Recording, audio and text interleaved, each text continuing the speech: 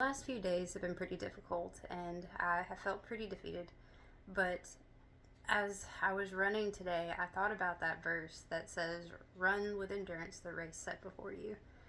And I really got to thinking about that because as Christians, we're all in life, right? We're all running the same race, but our paths are different. The things that we come across on that path for the race is different. And endurance implies there's something to endure. So, our Christian lives, though we have Christ and though all the love and the joy that we need is there and we have that, it doesn't mean that we won't struggle. It doesn't mean that you won't be depressed. It doesn't mean that your heart won't break. It doesn't mean that everything will be good because it's the opposite.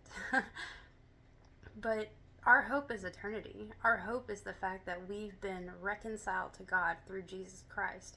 Not that we have an easy life. That's not why we come to God, and that's not what He came to die for.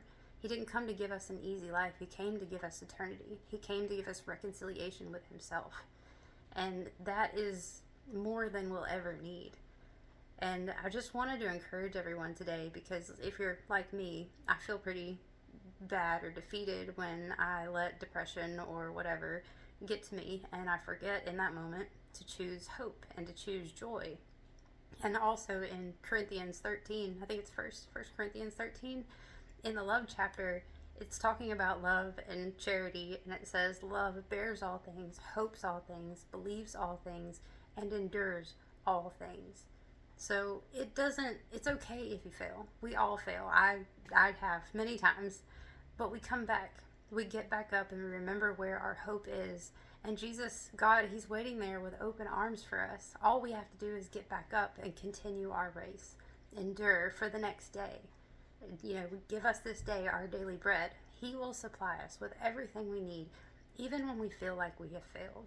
And in these moments of failure, or maybe we shouldn't call it failure, but in these moments, they're teaching experiences. There's something we can learn from. The next time this happens, I can choose joy. I can choose faith. I'll remind myself of the things to do. So today, no matter what you're facing, no matter what your race looks like, choose God, choose joy, choose worship, choose the love that you have in Jesus Christ.